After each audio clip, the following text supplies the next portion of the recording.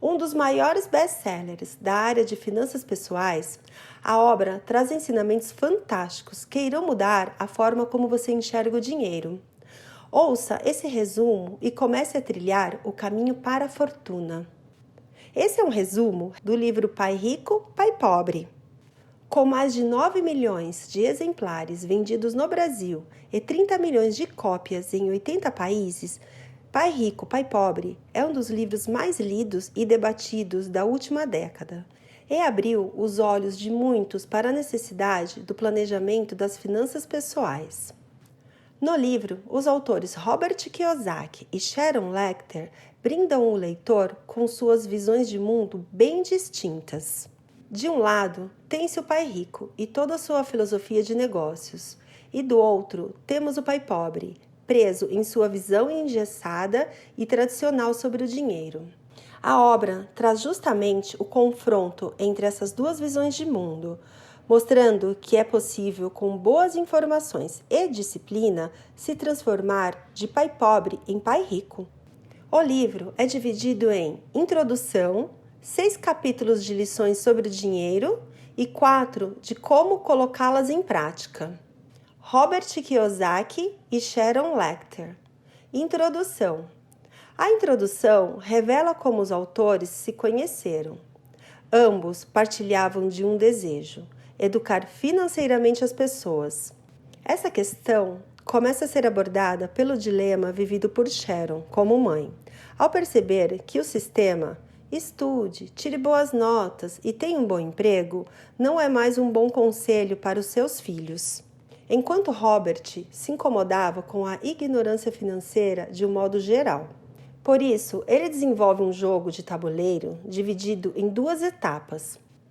O objetivo do jogo é conseguir sair da corrida dos ratos, tido como o local onde as pessoas trabalham para pagar contas e impostos, sem que seu dinheiro trabalhe para elas, e passar para a pista de alta velocidade, local onde, com estabilidade financeira e segurança, seus investimentos trabalham para você.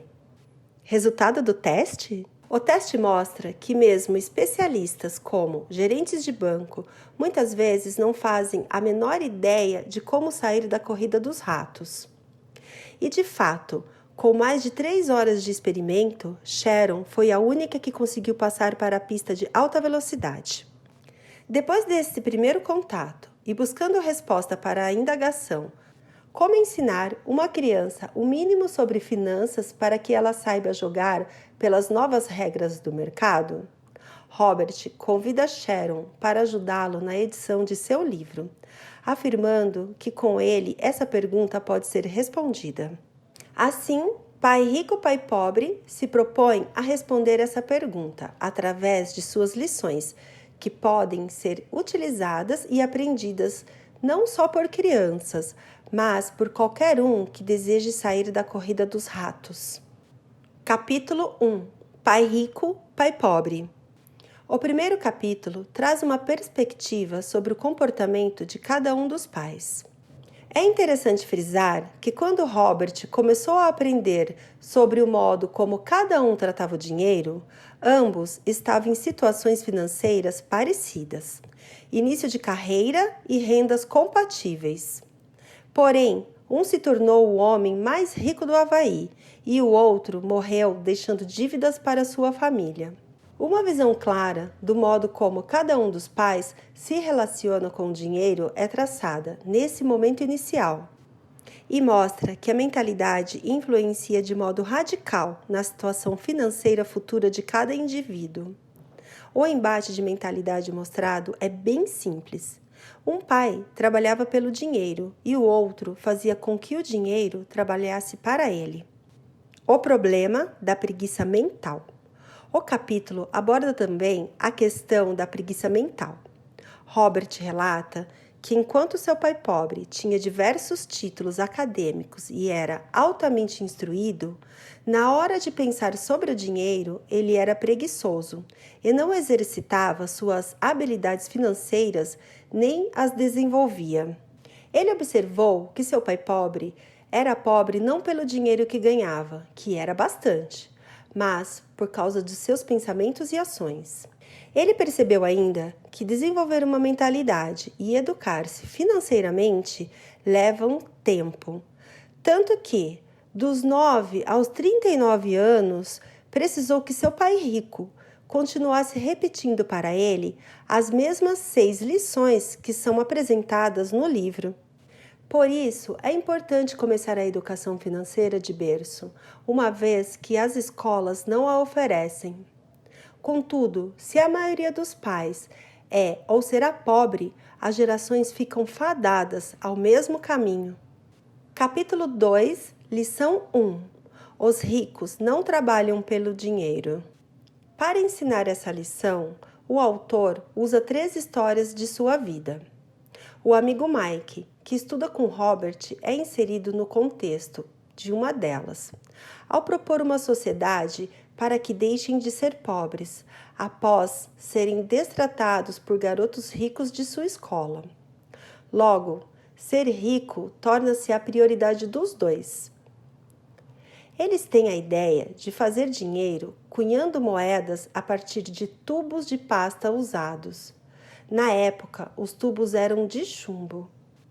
Entretanto, logo o pai de Robert alerta que aquela atividade é ilegal e adverte os meninos que, se eles querem mesmo saber como tornar-se ricos, deveriam procurar o pai de Mike, que sempre era muito elogiado pelo gerente do banco por seus investimentos. Dessa forma, o pai rico, pai de Mike, é introduzido na narrativa e passa a ter o papel ativo. Ele concorda em ensinar os meninos a serem ricos. Pai rico entra em ação. Começa aqui a segunda história. O pai rico propõe que eles trabalhem para ele por $10 a hora, o que era muito pouco. Ao perceber, após 3 semanas de trabalho, que não estava aprendendo nada e ainda estava trabalhando por uma miséria, Robert confronta o seu empregador e ele ensina a primeira lição. Pai rico explica a Robert que ele irá ensinar como a vida ensina, através de pancadas. E, ao ser atingido por esse primeiro golpe, ele estaria vivenciando o que a maioria dos adultos vivencia todos os dias: trabalhar por um salário que não supre suas necessidades. Ensina ainda que aumentar o valor do rendimento mensal não soluciona o problema, restando então 3 alternativas para quem se encontra nesta situação.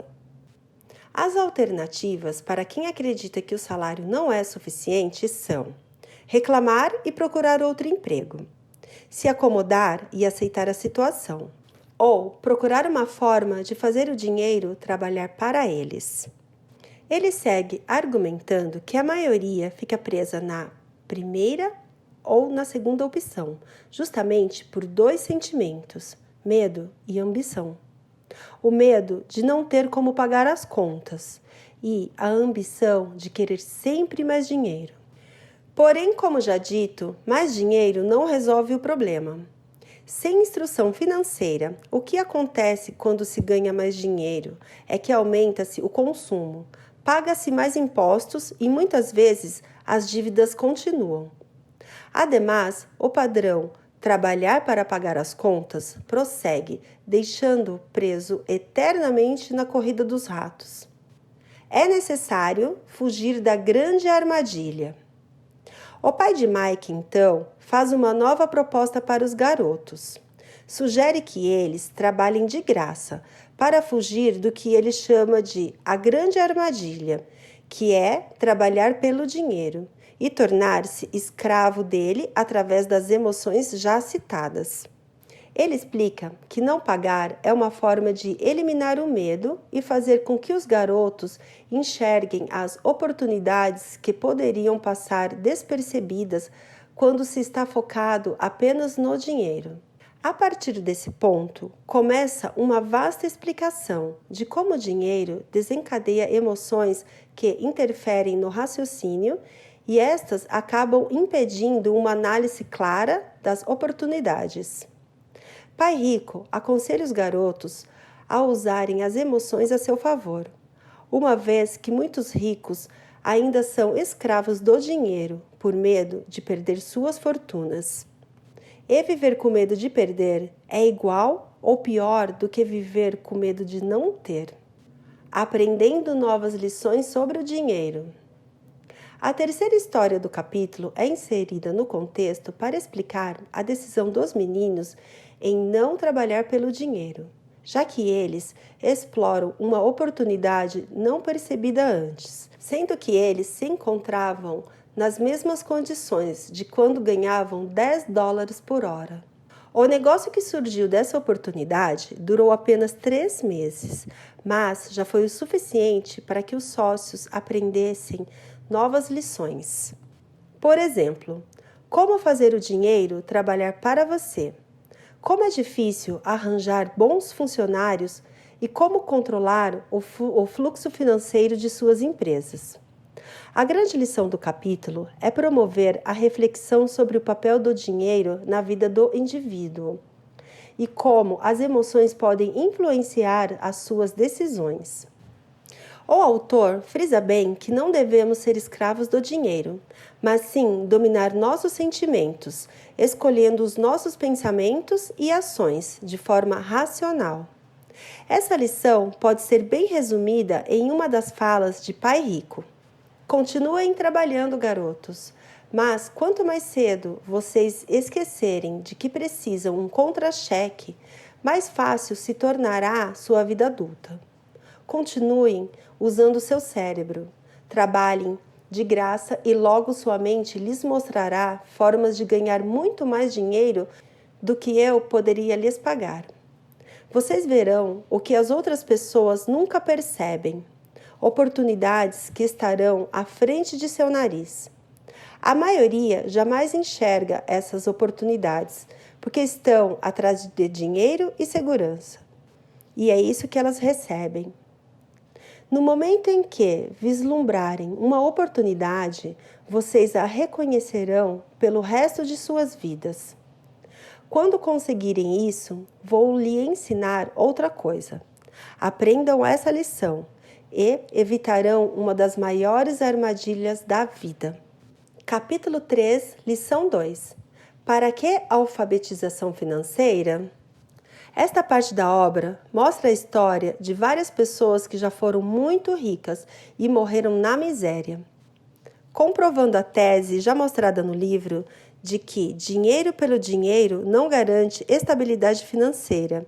O que a garante é a inteligência financeira. A partir desse ponto, Robert começa a mostrar como o pai rico ensinou a 2 jovens sobre finanças, de modo fácil e simples. Ele resume uma das maiores lições de seu mentor dizendo: você tem que conhecer a diferença entre um ativo e um passivo e comprar ativos. Se você deseja ser rico, isso é tudo que você precisa conhecer. O problema, segundo o autor, é que muitos não sabem diferenciar ativos de passivos, ou ainda compram passivos e imaginam que eles são ativos. Dessa forma, passam a vida toda sem saber o que é ter dinheiro trabalhando para eles. Robert apresenta conceitos bem diferentes dos contábeis para ativos e passíveis, mas simples de entender. Ele explica que ativos são aqueles que geram renda para o seu proprietário, já passivos são aqueles que geram despesas. Assim, fica fácil perceber que alguns dos ativos que acreditamos possuir, por exemplo, casa, carro, entre outros, na verdade, são passivos do ponto de vista do autor. As definições de ativos e passivos e suas respectivas repercussões nas demonstrações financeiras são apresentadas na obra por meio desses 2 diagramas. Com base neles, fica descomplicado identificar por que Pai Rico acreditava que uma casa própria não é um ativo. O livro ainda explicita mais uma série de motivos. Razões pelas quais casa própria não é um ativo. Primeiro, em geral, trata-se de um bem que nunca é efetivamente seu, uma vez que a cada novo financiamento de 30 anos, levando-se em consideração que o proprietário troque de casa durante sua vida, adquire-se uma nova dívida. Segundo, o IPTU é uma forma clara de demonstrar que, ao invés de gerar renda, o imóvel gera gasto. Terceiro, o valor de um imóvel nem sempre aumenta. Muitas vezes, o valor final pago em um financiamento não pode ser recuperado pela venda. Quarto, a imobilização do capital pode fazer com que oportunidades sejam perdidas, por não ter dinheiro para investir nelas quando surgirem. Dessa maneira, a opção de adquirir um imóvel caro demais, em detrimento de começar um portfólio de ativos mais cedo, prejudica o indivíduo em 3 maneiras. Por que comprar um imóvel caro demais prejudica você? Primeiro, perda de tempo, já que os outros ativos poderiam estar registrando ganhos em seu valor no longo prazo. Segundo, perda de capital adicional, que poderia ter sido investido em mais ativos ao invés de estar pagando valores de manutenção ligado ao imóvel. Terceiro, perda na instrução. Para aprender a investir, é preciso fazê-lo. Como os valores pagos nos imóveis são altos, na maioria dos casos, os casais não conseguem ter margem para investir e isso custa a eles experiências em negócios, culminando em nunca se tornarem investidores sofisticados, que é para quem são oferecidas as melhores oportunidades de investimento. No final do capítulo, Robert explica que para sair da corrida dos ratos é necessário investir cada vez mais em ativos, até que a renda deles não só cubra suas despesas, mas seja possível investi-la em outros ativos, aumentando a riqueza. Nesse ponto de independência financeira, não se precisa mais do salário e pode viver sem ele. Esse é o conceito de ser rico para o autor. E arremata o seu pensamento dizendo: os ricos compram ativos, os pobres só têm despesas. A classe média compra passivos pensando que são ativos. Capítulo 4, lição 3. Cuide de seus negócios. Nessa lição, Kiyosaki traz novamente um diagrama que já havia mostrado. Ele traduz para quem cada parte do seu patrimônio trabalha. Nesse diagrama, você pode ver claramente que seu salário, resultante de sua profissão, trabalha para enriquecer o dono do negócio. A despesa trabalha para o governo, na forma de impostos. Os passivos trabalham para os bancos, na forma de juros. O único dinheiro que trabalha para você está em seus ativos. Nessa ideia bem definida, o autor esclarece que quando ele aconselha a cuidar de seu negócio, ele se refere à formação e à manutenção de uma sólida coluna de ativos. E deixa ainda bem clara a diferença de negócios para profissão. Negócios versus profissão. Seu negócio é aquilo que te gera renda, sem que você esteja trabalhando diretamente nele. Já sua profissão é seu emprego. Robert adverte que não é preciso deixar sua profissão para ter seu negócio. O mais importante é diminuir seus passivos e despesas, de modo a proporcionar a compra de seus ativos e o início de seu negócio. Ele ressalta que é de suma importância desenvolver negócios com o que gosta, atividades que tragam prazer e satisfação. Em seguida, o autor mostra uma lista de ativos que ele sugere que sejam adquiridos, divididos em categorias. Quais sejam? Ativos para adquirir ao longo da vida. Primeiro, negócios que não exijam sua presença. Seja dono, mas delegue a administração a outras pessoas. Se tiver que trabalhar nele, deixa de ser negócio e passa a ser uma profissão. Segundo, ações. Terceiro, títulos. Quarto, fundos mútuos. Quinto, imóveis que geram renda. Sexto, promissórias. Sétimo, royalties de propriedade intelectual. Oitavo, tudo que tenha valor, gere renda ou se valorize e tenha um mercado líquido. O autor Não aconselha que todos abram uma empresa, pois não são todos que têm a vocação para tal.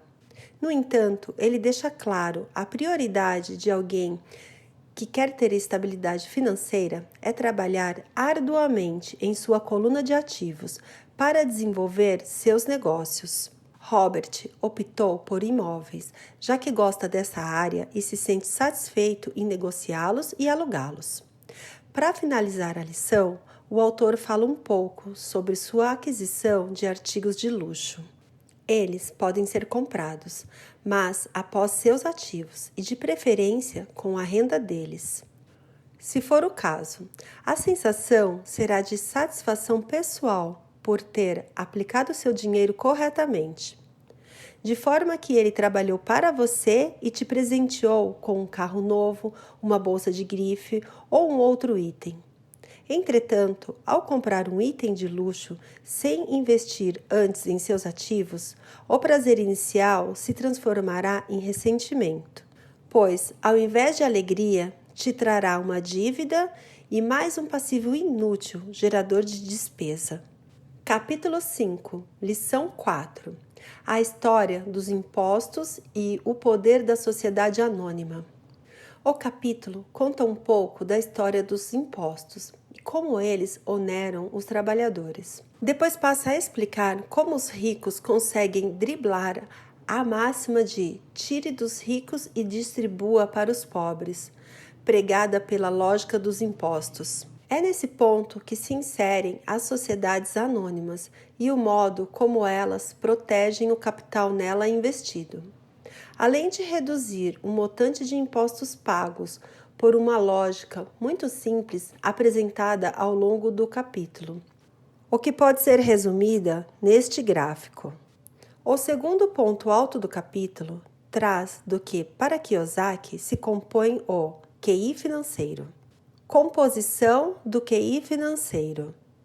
Ele o divide em 4 áreas: contabilidade, investimento, conhecimento de mercado e lei. Ao conhecer a contabilidade, pode-se entender a situação de uma empresa e analisar de forma clara se é bom ou mau investimento, além de seus pontos fortes e fracos. Investimento, por outro lado, é para o autor a ciência do dinheiro que faz o dinheiro. Mexe diretamente com a criatividade e a estratégia de cada um. Entendendo os mercados, representa a necessidade de conhecer os aspectos técnicos dos mercados e os fundamentos de investimento. A lei mostra a importância de conhecer a legislação e se beneficiar dela, através de vantagens tributárias e proteção dos ativos em processos judiciais. Os ricos controlam tudo, mas não possuem nada. Capítulo 6, Lição 5. Os ricos inventam dinheiro. Ao longo desse capítulo, o autor frisa várias vezes que a decisão de educar-se financeiramente, desenvolver o QI financeiro e assumir o risco é de cada um. Contudo, ele destaca que o principal motivo para fazê-lo é ter mais opções, visto que, atualmente, a riqueza reside nas informações e na forma como elas são usadas. E para saber o melhor modo de utilizá-las, nada como uma sólida base de conhecimentos financeiros. O autor conta ainda várias histórias de sua vida para inspirar os leitores. Ele mostra o caso de uma mulher que, ao jogar Cash Flow, jogo criado por Robert e explicado na introdução do livro, se revolta por não se identificar inicialmente nas situações do jogo e achar que está perdendo tempo, pois foi para a palestra dele para aprender a investir. Kiyosaki traz uma lição fundamental com essa história. Muitas vezes é difícil identificarmos que estamos vivendo uma situação até que se reflita sobre ela. É necessário aprender a reconhecer e aproveitar oportunidades. O autor cita também que normalmente as pessoas reclamam do jogo por não saberem aproveitar as oportunidades que lhes são dadas. O jogo oferece inúmeras chances de sair da corrida dos ratos para alguns jogadores, mas eles não as reconhecem. e, em muitos casos, a chance é única. Assim como no jogo, saber reconhecer e aproveitar as oportunidades na vida são habilidades que podem ser desenvolvidas e aprimoradas através da alfabetização financeira. Eis aqui mais um motivo para investir nessa área. Ele deixa bem claro que, independentemente do que aconteça, o que realmente importa é quantas soluções financeiras diferentes pode se achar para cada situação encontrada. E esta também é uma concepção de inteligência financeira definida por Robert. Inventando o dinheiro. Em seguida, são contadas duas histórias de como, com pouco ou nenhum dinheiro, ele conseguiu multiplicar e fazer dinheiro, o que é o título da lição. Na verdade, inventar dinheiro para ele significa investir pouco ou nada e multiplicar esses valores de modo quase infinito, uma vez que o aporte inicial foi zero ou próximo a isso. Em um dos seus relatos, ele conta que comprou uma casa com R$5.000 de entrada e pagou as prestações do financiamento com o aluguel, ficando mensalmente com R$40 por mês na conta. Um tempo depois, ele vendeu a casa por R$95.000 e comprou um prédio de 15 apartamentos. Após isso, ele vendeu esse prédio e comprou um com 30 apartamentos. E assim, de R$5.000 inicialmente investidos, seu último prédio valia mais de R$1 milhão. Isso ele fez num espaço de tempo de 5 anos, aproveitando-se de uma crise. Robert deixa bem claro que os exemplos citados servem apenas como inspiração, não são conselhos. O que ele deseja é mostrar que existem oportunidades. Pode-se aprender como aproveitá-las e até fazer isso sem capital ou com capital muito baixo, já que grandes oportunidades não são vistas com os olhos, mas sim com a mente. Muita gente não ficará rica, nunca, simplesmente por não ter treinamento financeiro para reconhecer oportunidades que estão bem à sua frente. Tipos de investidores. Como último ponto dessa lição, apresenta-se os dois tipos de investidores. Um procura investimentos seguros e o outro que monta sua própria carteira e assume mais riscos. O autor afirma que para ser o segundo tipo de investidor, além das habilidades citadas do QI financeiro, é preciso desenvolver mais 3. Primeiro, como encontrar a oportunidade que ninguém mais viu. Segundo, como conseguir dinheiro em outras fontes que não são bancos.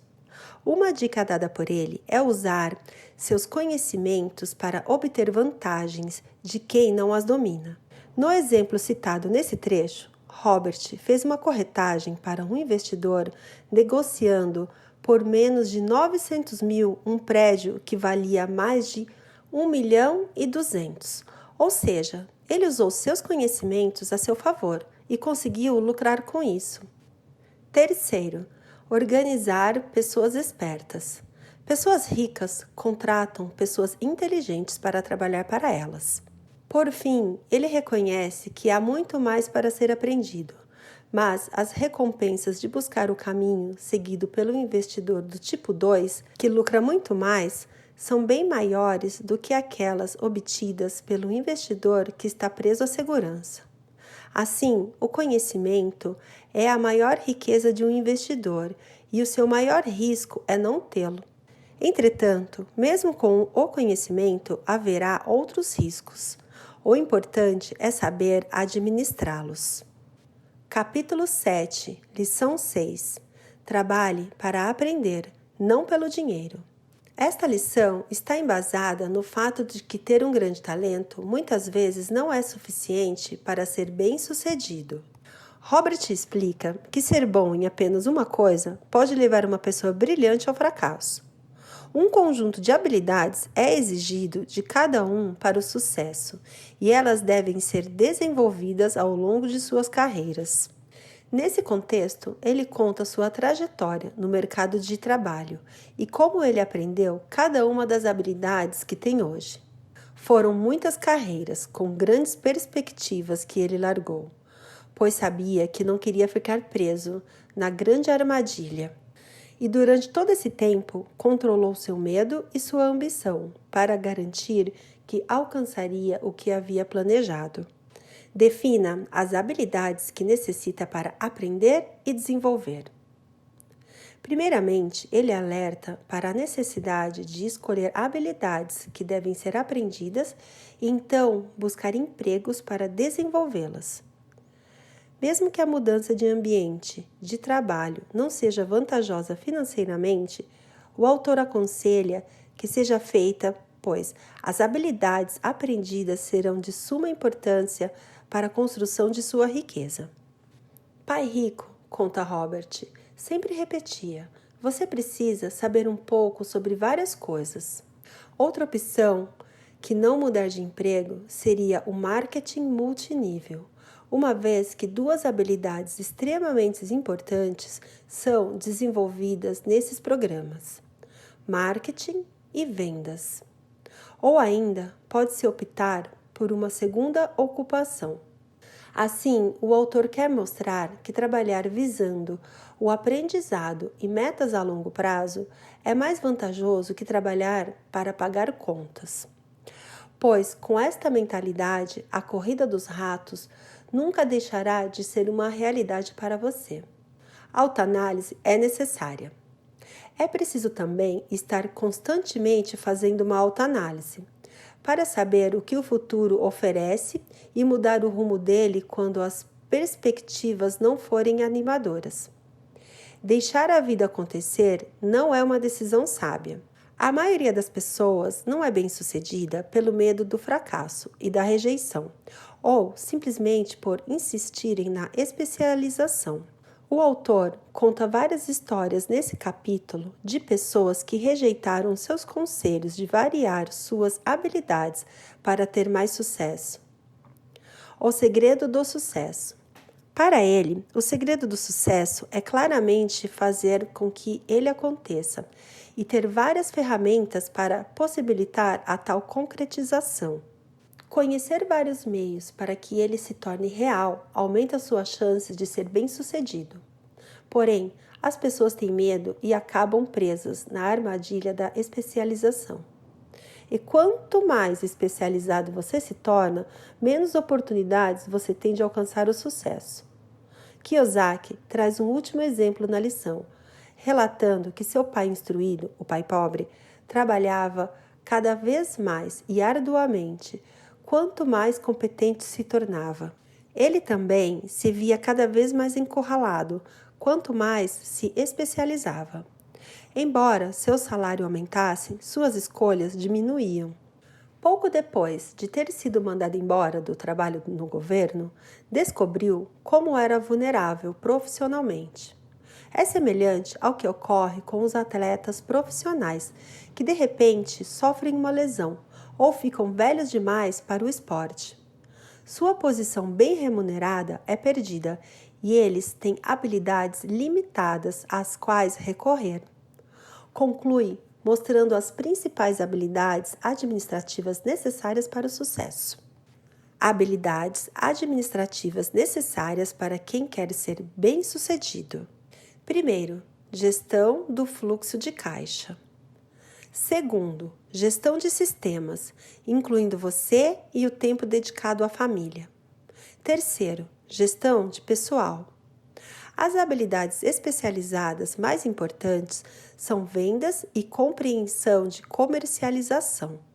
E a habilidade de vender, portanto, de comunicar-se com outro ser humano, seja cliente, funcionário, chefe, cônjuge ou filho, é básica para o sucesso pessoal. São habilidades de comunicação, como redigir, falar e negociar, que são cruciais para uma vida de sucesso. Capítulo 8. Como superar obstáculos. Acabadas as lições, o próximo capítulo trata de 5 fatores que podem atrapalhar os objetivos financeiros, de quem não tomar cuidado com eles, mesmo que a alfabetização financeira tenha sido feita com sucesso. São eles: primeiro, o medo; segundo, o ceticismo; terceiro, a preguiça; quarto, maus hábitos; quinto, a arrogância. O medo, já amplamente debatido no livro, traz consigo suas implicações. A primeira é a grande armadilha, tratada anteriormente. A segunda é a busca incessante por segurança, que pode atrapalhar o seu objetivo de ser verdadeiramente rico. Caso o medo seja de fato uma parte maior que possa controlar, só existe uma saída: começar cedo, já que investimentos mais seguros rendem menos, demandam mais tempo para retornar quantias consideráveis. Nesse âmbito, o autor conta diversas histórias inspiradoras para estimular o leitor a ver o risco com outros olhos. Ele afirma que não existe risco, que nunca perdeu dinheiro e que ninguém gosta de perder dinheiro, mas o que realmente conta é a postura diante da perda. Quem transforma a perda em motivação para ganhar é um vencedor. Quem transforma em razão para desistir é um fracassado. Ceticismo. Ao abordar o ceticismo, que é a segunda razão pela qual muitos não alcançam a riqueza, o autor conceitua o mesmo com a soma de medo e dúvida, que paralisam o investidor e o impedem de analisar as oportunidades. Chega até a dar exemplos de céticos. 2 chamam mais atenção. 1 fechou um negócio imobiliário com a ajuda de Robert, que já fazia isso há anos, quando ajudou esse amigo. Porém, dias depois, voltou atrás e perdeu uma valorização de mais de 50 mil em 2 anos, por dar ouvidos a um vizinho que nunca havia investido em um imóvel na vida e não tinha conhecimentos suficientes para aconselhá-lo. Assim, o pessimismo de alguém que nem entendia do negócio influenciou o medo e a dúvida do amigo de Robert, fazendo com que ele ficasse paralisado diante de uma oportunidade. O segundo exemplo relata a história de outro amigo pessimista. Ao ver o preço da gasolina subir, mostra ao autor todas as projeções de que, em alguns anos, a indústria petrolífera estará com preços muito mais altos. Robert aproveita as informações valiosas e investe em ações de uma pequena empresa petrolífera por 65 centavos e em menos de 2 anos elas já valiam R$3 cada. Ou seja, ao invés de ver a oportunidade, o cético se apavorou com os preços da gasolina, criticou o sistema e não viu a oportunidade, mesmo possuindo as informações. Preguiça. A preguiça vem em seguida como a terceira causa de não enriquecimento.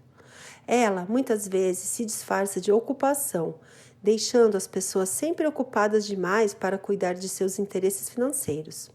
A preguiça mental é outra desincentivada pelo autor. Ele aconselha sempre pensar: como fazer para conseguir tal coisa? Fechar as portas com um simples "não posso comprar", "não é possível atingir", "nunca terei isso", "nunca serei aquilo", é um grande erro e estimula a preguiça mental. Maus hábitos. O conselho para evitar que os maus hábitos, quarto item listado, destruam a sua vida financeira é simples. Faça o que os ricos fazem. Cultive bons hábitos que fazem deles bem-sucedidos. Uma das coisas que pai rico fazia era se pagar primeiro. Não importava quais as demais contas, pois, estando estimulado por ter recebido sua parte, mesmo que o dinheiro não desse para as outras contas, ele estaria motivado a fazer dinheiro de outras formas para honrar as suas obrigações. Arrogância. A arrogância, por sua vez, é ego, mas ignorância, ensina o autor. Ter instrução é importante, tanto para não ser arrogante, como para descobrir quando os outros estão sendo. Ser arrogante implica em perder dinheiro, uma vez que estar em negociações sem saber ao certo do que se trata aumenta o risco para o investidor. Capítulo 9. Em ação.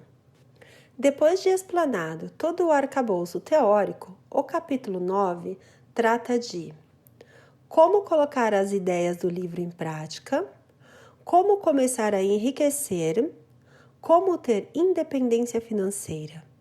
São listados 10 passos para que isso aconteça. Primeiro, razão. Combinação de quero e não quero. Liste-os, se mantenha firme. Seus motivos para prosseguir devem ser fortes e bem claros. Segundo, escolha. Escolha o que fazer com seu tempo, com seu dinheiro. É o poder de escolha. Todos têm escolha. Escolha ser rico e faça essa opção a cada dia. Instrução também é uma escolha. Invista em seu ativo mais precioso, sua mente. Compre livros, ouça áudios, assista filmes e vá a seminários. Domine os assuntos de seu interesse e aprimore as habilidades para seus negócios. Terceiro, amigos. Cerque-se de pessoas que, assim como você, gostem de discutir sobre dinheiro. Escolha bem suas companhias. Os amigos queridos que são pessimistas ou não se enquadram em seu perfil não precisam ser isolados. Apenas tome cuidado para não dar ouvido às suas críticas e análises tortas. Quarto, aprendizado rápido. No mundo em rápidas mudanças de nossos dias, a questão não é tanto o que se sabe, porque com frequência o que se sabe já é ultrapassado, e é a rapidez com que se aprende. Quinto, pague a si mesmo primeiro. Essa importante regra exige algo extremamente importante para o sucesso nas finanças: autodisciplina. Esta é uma habilidade que deve ser desenvolvida se seu objetivo for ser rico. Existem ainda 2 conselhos valiosos destacados nesse ponto. Primeiramente, não se endivide demais. Mantenha suas despesas reduzidas e forme seus ativos primeiro. Em segundo lugar, quando estiver apertado de dinheiro, não se afobe e não gaste suas poupanças ou investimentos. Use a pressão para inspirar o seu gênio financeiro a descobrir novas formas de ganhar mais dinheiro e então pague as contas. Você terá aumentado sua habilidade de ganhar mais dinheiro bem com a sua inteligência financeira. Sexto, pague bem seus assessores. Para ter os melhores profissionais trabalhando para si, é necessário remunerá-los bem, uma vez que a lógica é bem simples. Quanto mais eles ganham, mais se pode ganhar com seus serviços. Sétimo, seja um doador índio. Este é o poder de obter alguma coisa a troco de nada. Quando os primeiros colonizadores brancos chegaram aos Estados Unidos, eles ficaram espantados com a prática cultural de alguns índios americanos. Por exemplo, se um colono estava com frio, o índio lhe dava um cobertor. Achando que fosse um presente, o colono frequentemente ficava ofendido quando o índio o pedia de volta.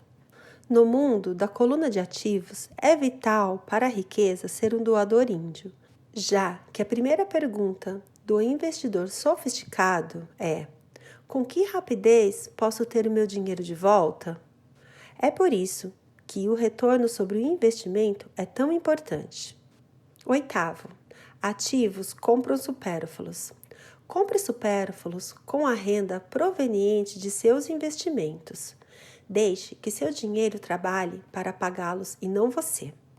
Nono, imite seus heróis. Heróis podem fazer mais do que simplesmente fornecer inspiração. Eles mostram que é possível fazer. Décimo, ensinar a receber. Quando se trata de dinheiro, amor, felicidade, vendas e contatos, tudo o que se precisa lembrar é doar primeiramente o que se deseja, e isso retornará aos montes para nós. Por isso, se você quer saber mais sobre dinheiro, ensine a alguém. Capítulo 10. Ainda quer mais? Nos últimos conselhos compartilhados, o autor defende que a tese de que é preciso dinheiro para ganhar dinheiro é o pensamento das pessoas sem sofisticação financeira. O dinheiro é apenas uma ideia. Se alguém quer mais dinheiro, precisa apenas mudar sua forma de pensar. Toda pessoa que se fez por si própria começou com uma ideia pequena, que transformou em algo grande. O mesmo ocorre com o investimento. São necessários apenas alguns reais para começar a crescer até atingir algo grande. Instrução e conhecimento sobre dinheiro são importantes. Comece cedo. Compre um livro, veja vídeos, pratique. Comece em pequena escala.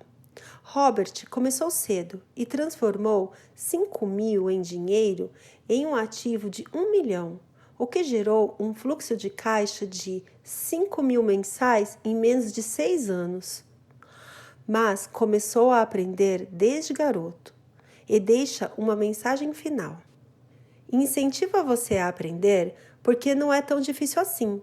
De fato, é até fácil, uma vez que se pegue o jeito da coisa. Conclusão. Espero que vocês tenham gostado do resumo Pai Rico, Pai Pobre. Procurei trazer todos os pontos relevantes presentes no livro, embora essa não seja uma missão das mais fáceis, visto que o livro traz ensinamentos fantásticos e que irão mudar a forma como você enxerga o dinheiro. Vale ressaltar que, embora esse resumo esteja bem completo, a leitura do livro em si vale bastante a pena, pois ele traz muitas histórias inspiradoras. Se esse resumo já fez você repensar os seus hábitos, ler o livro completo pode ser um ótimo começo para trilhar o caminho da fortuna. Por isso que aqui no nosso canal você encontra na descrição o link para adquirir o livro físico. Sempre que você ouve uma dessas obras, você é enriquecido por elas. Mas quando você ouve e lê simultaneamente, o seu aprendizado é muito maior, além de honrar o autor quando você compra sua obra. Por fim, a última dica é que, para criar e manter sua fortuna, é fundamental o gerenciamento financeiro. E aí, gostou do resumo do livro Pai Rico, Pai Pobre? Quer receber outros assuntos como esse? Então, se inscreva, comente, compartilhe, ative o sininho. E não se esqueça de deixar o seu like, é importante demais para o crescimento do canal. Muito obrigada por ficar comigo até aqui.